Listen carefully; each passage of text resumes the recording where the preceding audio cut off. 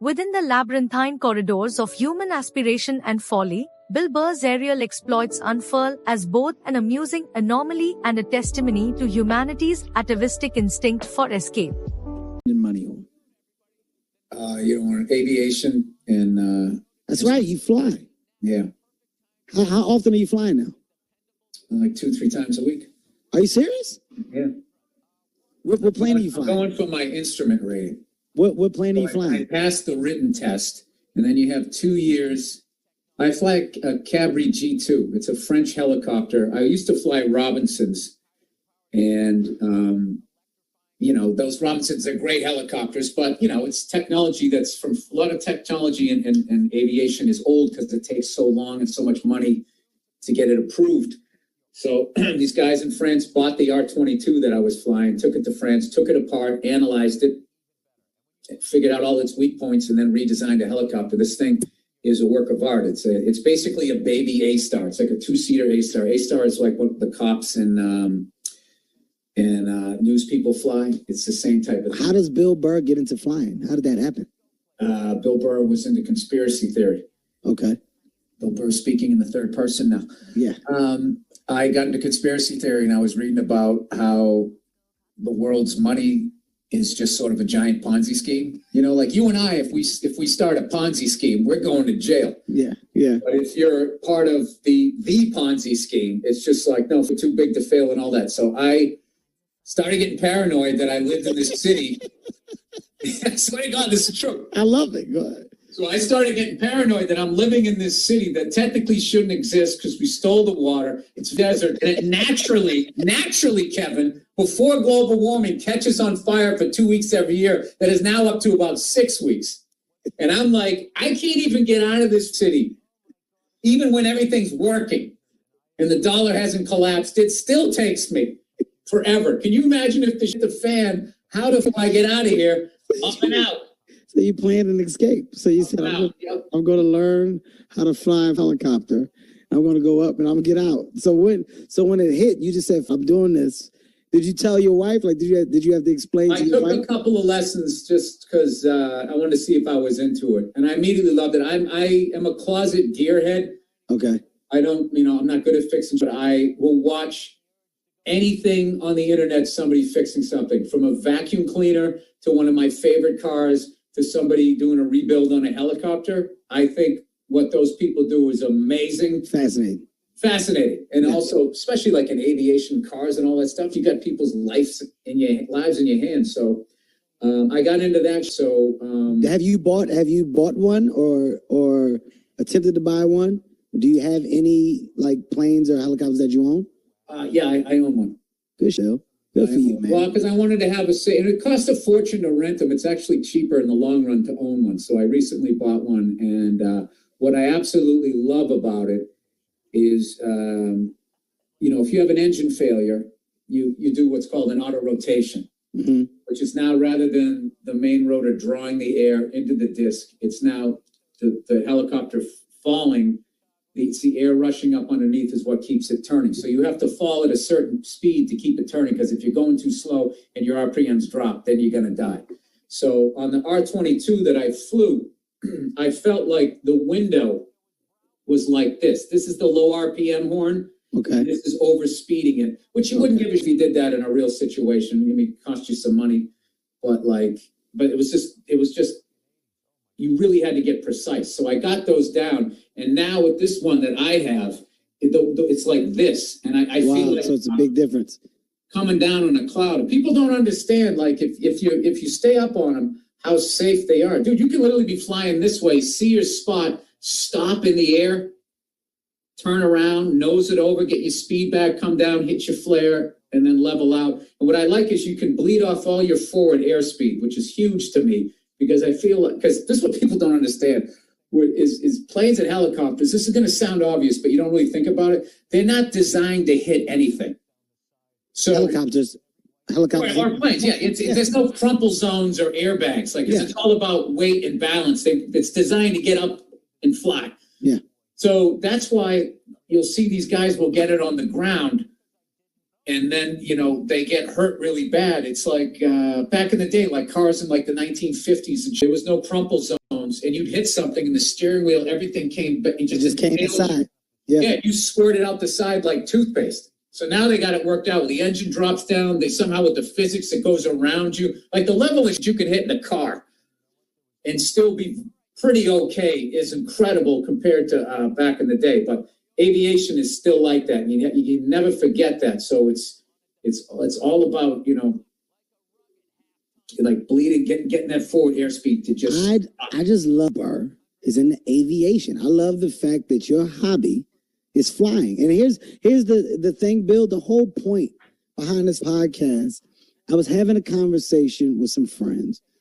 Imagine, if you will, a man perched atop the smoldering dystopia that is Los Angeles, a desert metropolis siphoning stolen water, now cloaked in the piratic doom of conflagrations annualized by ecological vengeance. Burr, ever the acerbic oracle clad in comedic garb, gazes down upon this crumbling Babylon and mutters in existential apprehension, quid faciendum est? His answer, both a survivalist stratagem and an impassioned hobby, was as audacious as it was precise: acquire dominion over the skies through the art and science of helicopter flight. One might ascribe Burr's aerial ambitions to some manner of solipsistic grandiosity, but alas, dear compatriots, this would be a pedestrian misapprehension of his ingenuity. Nay, this is not a narrative of a man luxuriating in opulence but of an erstwhile conspiracy theorist turned fatalist pragmatist, mapping his egress from an urban labyrinth that, in his estimation, should not even exist. For Burr, the ascent into the clouds is not merely aviation, it is salvation. With apocalyptic paranoia nipping at his heels like Cerberus unchained, Burr has become a disciple of escape velocity, determined to rise above the terrestrial malaise on whirring rotors of mechanized emancipation. How then did Burr, bard of blue-collar sensibilities, alight upon this peculiar obsession? It began, like so many endeavors of profound hilarity, with paranoia fermented in the bubbling cauldron of conspiracy. In his mind's eye, the veneer of civilization has always been but a tenuous hologram, its foundations laid on the precarious Ponzi schemes of late-stage capitalism. Should the fiscal scaffolding of society disintegrate like Ozymandias' kingdom, Burr foresaw chaos incarnate, a city of millions stranded in a desert with nary an escape route. Thus arose the scheme: master the skies, learn the whirligig art of helicopters, and when society devolves into Hobbesian anarchy, ascend like Elijah to safer ground. But lest we reduce Burr to some doomsday prepper piloting whirligigs over imaginary Mad Max wastelands, let us examine his passion in its practical and aesthetic splendor. Helicopters, to Burr, represent an exquisite amalgam of precision, craftsmanship, and mortal accountability. Unlike the crumple zone indulgence of modern automobiles, helicopters are engineering distilled to its lethal essence, a machine designed not for collision, but for flight alone. In Burr's world, to master this craft is to become one with its delicate equilibrium, its ceaseless demand for precision. To falter, even slightly, is to quote the Icarian plunge. The absurdity of life, then, takes shape in his love for helicopters that stand as both escape pods and works of mechanical art. Burr expounds upon his beloved Cabri G2, a French refinement of an erstwhile Robinson R22, like a Renaissance scholar poring over Da Vinci's anatomical sketches. The French, discerning both the frailties and elegance of their predecessor, rebuilt the Cabri with meticulous ingenuity, crafting a rotorcraft that Burr describes as a baby A-star. In his eyes, such marvels of human engineering transcend utility.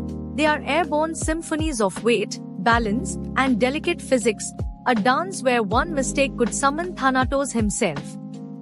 At its core, Burr's infatuation with flight bespeaks an affinity for the art of autorotation, a maneuver that sounds deceptively simple yet demands the composure of a Grecian stoic. When the engine betrays its operator midair, the helicopter's descent becomes a paradoxical ballet wherein survival hinges on the pilot's ability to harness the rushing air beneath the blades. Unlike planes that glide in one stately vector, helicopters suspend their passengers in mercurial stillness, able to hover, pivot, and bleed airspeed at will. To Burr, this ability to stop mid-flight and recalibrate direction is a metaphor for autonomy itself, liberation from momentum, mastery over circumstance. And herein lies the irony. Burr, a man of blunt force, wit and searing candor, has tethered his existential anxieties to an activity predicated on absolute precision and discipline. Comedy, as Burr has often articulated, is a messy art, an exploration of discomfort and societal contradictions, but aviation brooks no such chaos. In the cockpit, jokes give way to measured calculations, the randomness of life gives way to the laws of physics immutable. Burr does not fly for thrills alone, he flies for the satisfaction of control over chaos, even as he knows control is but an illusion offered by humanity's tinkering with Newtonian mechanics. Moreover, Burr's engagement with aviation reveals an almost philosophical duality. The same man who lampoons societal absurdity finds in helicopters an arena of reverence, where human ingenuity transcends our terrestrial fallibility. One can picture Burr watching tutorials on helicopter repairs, those meticulous rebuilds of rotors and airframes, with the rapture of an alchemist watching lead turn to gold. These machines, fragile yet formidable, embody the beauty of human achievement and its ever-present dance with mortality. For even in a controlled descent, even with flawless execution, the pilot must remain aware that the earth awaits below with unforgiving indifference. Critics, of course, will scoff at Burr's passion, labeling it extravagant or eccentric. But here lies the truth they miss: Burr's hobby is not vanity but verity. It is a means of escape, yes, but also a rebellion against the inertia of modern life. Where others calcify in complacency, Burr ascends, both literally and metaphorically, above the fray. And if his motivations are rooted in paranoia, then let paranoia be his muse. For as he himself would posit, to remain oblivious to the fragility of society is far more absurd than to take to the skies in preparation for its inevitable collapse. In this grand comedic tapestry, Burr emerges not just as a stand-up artist but as a philosopher pilot, embodying the tension between civilization's absurdity and humanity's quest for mastery. His journey from conspiracy theories to helicopter cockpits is a parable for the ages, proof that even in existential dread, one can find meaning in machines and moments that defy gravity. So, whether Burr's helicopters become his chariots of survival or mere symbols of unfulfilled escape plans, we are left with this incontrovertible truth: amidst the cacophony of life, the man has chosen to fly. And therein lies the genius of it all. For while the rest of us clutch at our crumbling comforts, Burr ascends, rotors whirling, beyond our reach, laughing, liberated, and forever ready for whatever calamity awaits.